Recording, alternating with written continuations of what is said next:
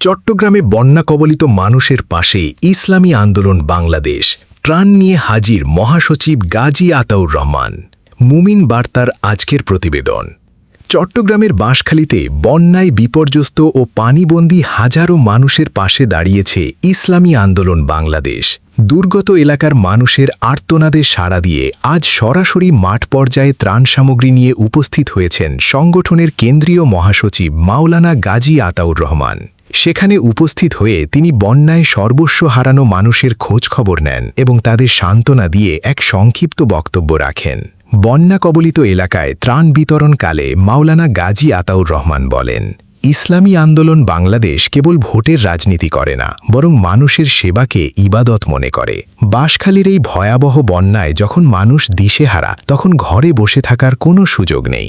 আমরা আমাদের সাধ্যের সবটুকু ত্রাণ নিয়ে আপনাদের পাশে এসে দাঁড়িয়েছি এবং পরিস্থিতি স্বাভাবিক না হওয়া পর্যন্ত আমাদের এই মানবিক সহায়তা অব্যাহত থাকবে। তিনি একই সাথে সরকারের সংশ্লিষ্ট মন্ত্রণালয় এবং সমাজের বিত্তবান শ্রেণীকে অনতিবিলম্বে বাঁশখালীর বন্যা দুর্গতদের পুনর্বাসনে এগিয়ে আসার আহ্বান জানান।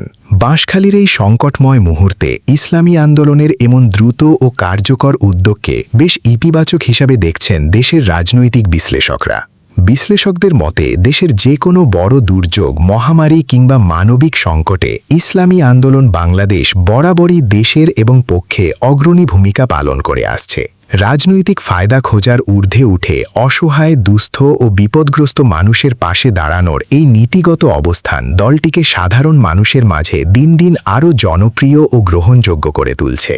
চট্টগ্রাম বাঁশখালী বন্যা পরিস্থিতির পরবর্তী আপডেট জানতে আমাদের পেজটি ফলো করে সাথেই থাকুন।